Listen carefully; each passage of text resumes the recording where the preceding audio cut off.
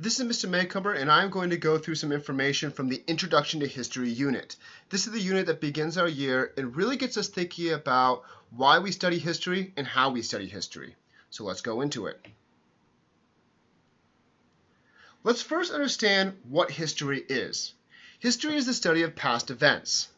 Now, when we say history, there's a lot of different types of history. For example, you have personal history. Every single day, you are adding to your personal history. Everything that you do adds to what you've done to the past. And you can always reflect upon that and think about that. Now, there's also like American history, European history. There's a lot of different types of history that can be studied out there. But basically understand that history is the study of past events. So why do we study history? We study the past to make decisions in the present about the future. Again, we can look at personal history, or we can look at American history or any other type of history, worldwide history. So let's look at personal history first. When I was in high school, I went on a bridge, and there was water underneath that bridge. My friends were with me, and they were doing some pretty cool flips off of that bridge. I saw that, and I decided I was going to do the same thing, even though I had never jumped off a bridge. I said, you know what? I could probably do a flip. Not a big deal. I jump off the bridge, I start to rotate, I don't rotate quite enough, and I ended up flat on my back. All the air comes out of my lungs. I immediately decided that I had learned from my mistake, and I was no longer going to do that again. Okay? I use a past moment to make a decision in the present about the future. No more bridge jumping for Mr. Maycomber. This same type of stuff can be seen globally as well. And sometimes we don't always learn from our mistakes. For example, Napoleon, who was a leader of France and started to take over a lot of land in Europe, eventually goes into Russia in the winter. It was a bad decision by Napoleon, and it eventually leads to his demise. Years later, Hitler does the same thing. Hitler is the leader of Germany. He ends up going into Russia during the winter, and that too eventually leads to his demise. So we want to try to study the past and learn about things we can avoid and things that we should continue to do. Okay? In order to study the past, in order to study history, historians make claims based on evidence. So they look at evidence. Evidence is any information, facts, items, or other knowledge that helps us prove or disprove an idea. When we look at evidence, we have to make sure that it's reliable. A reliable source is consistent and based in truth. Okay? So you might see that someone who believes in aliens might use evidence, but is it reliable? Is it good information? Is it based in truth? You have to question that. You might pick up a newspaper article and you might look at it and say, man, this is really controversial. When you do that, look for reliable information. Look for good, solid evidence. When historians study the past, they use both primary and secondary sources as evidence. A primary source is an original object or document that is from the time period being studied. It is first-hand information. So it is made during the time period that you're investigating. So some examples of that are diaries and journals, autobiographies. Autobiographies are books about a person written by that person. So you can look at celebrities like Ellen DeGeneres or Tina Fey. They have autobiographies. They have written books about themselves. Probably with a little help from other people. Okay? Or you can look at like politicians, for example. Bill Clinton and George W. Bush have their own autobiographies. Bill Clinton's is called My Life. George W. Bush's is called Decision Points. Okay? Letters are primary sources. Government documents like birth certificates are primary sources. Speeches, maps, art, video, pictures, these are all primary sources. A secondary source is created by someone who did not experience or participate in the event being researched. So these are written after the fact. They are created after the time period being studied. You can think of secondary sources as secondhand information, okay? So secondary sources are things like biographies, so books written about a person by someone else that never really knew that person.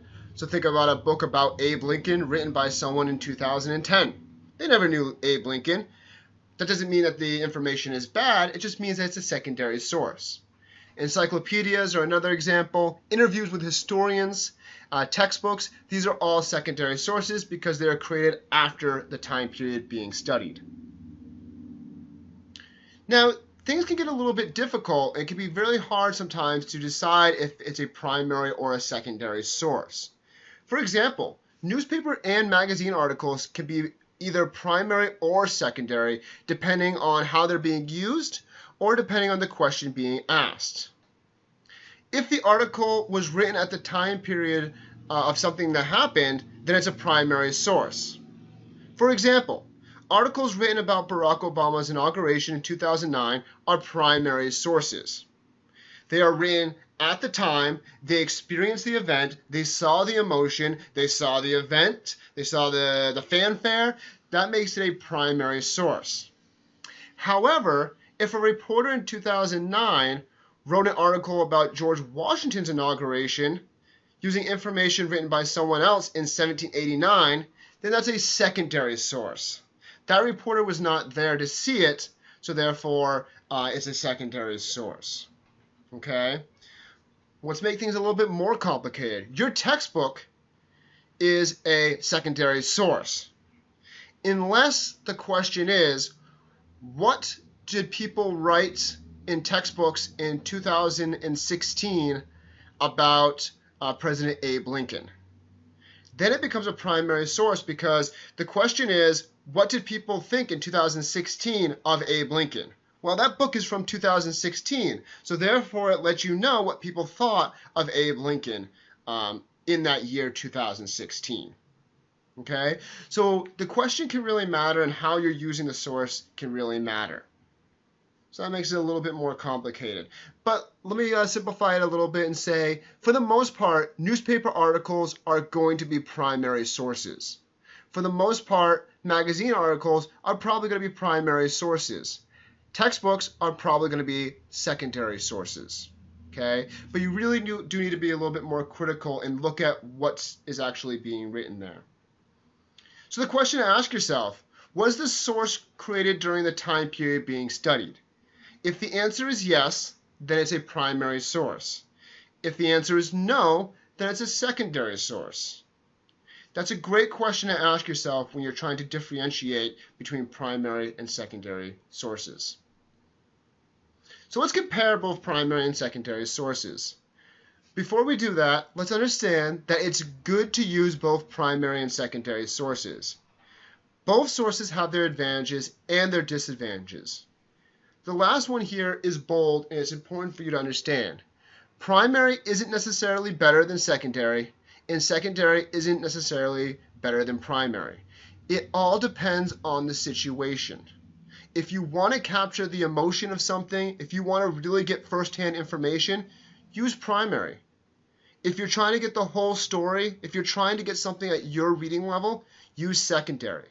And we'll look more at those advantages and disadvantages right now. So advantages for primary sources. They're from the time period.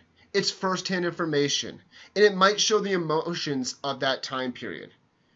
If you want to create unique information, if you want to create a unique report, you should use primary sources. Okay? If you really want to know what a Civil War soldier felt during a battle, you could look at a diary and understand that and get the emotion and get the information and things like that. Okay? It allows you to analyze the primary sources and be unique in what you say. Disadvantages, to begin, it can be difficult to read. So if you're looking at that Civil War diary, it might use words that we don't use anymore. Okay, so therefore you have to do some research. Therefore you have to go and define some of those words so you can actually read the text that's being put in front of you. The other issue is that it might not tell the whole story. Consider that if you're looking at a Civil War diary, that's only one point of view. So therefore, they're not going to see everything. They're not going to know everything that happened during the war. They're only going to know what they saw with their own eyes or they heard with their own ears. So therefore, you might not really get the full, like, hey, this is what was happening with the politicians in Washington. This is what was happening in the Confederacy versus the Union. You're not going to get all that information. Finally, it could be bias, and we always want to be careful of bias, and we'll talk more about what bias is in a little bit. Advantages of secondary sources. First of all, they're easier to find and read.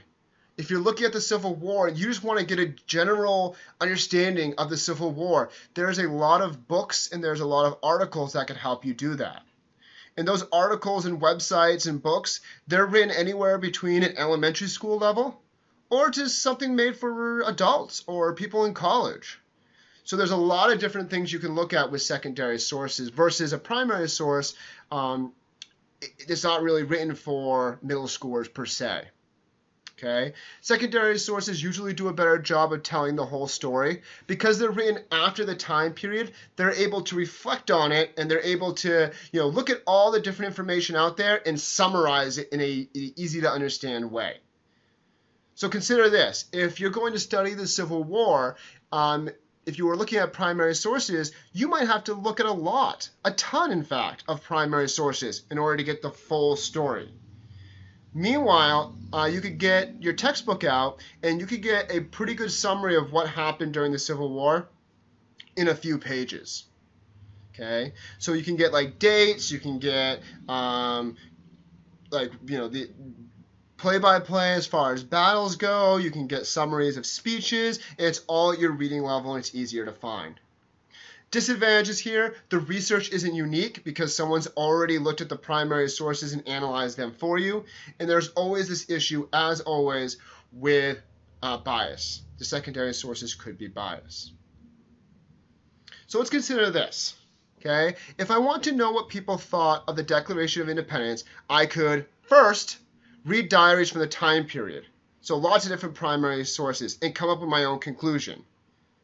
That would be very unique, and that'd be something I could print and say, hey, this is what I feel based on my research. And it's completely unique, it's completely something new that's out there.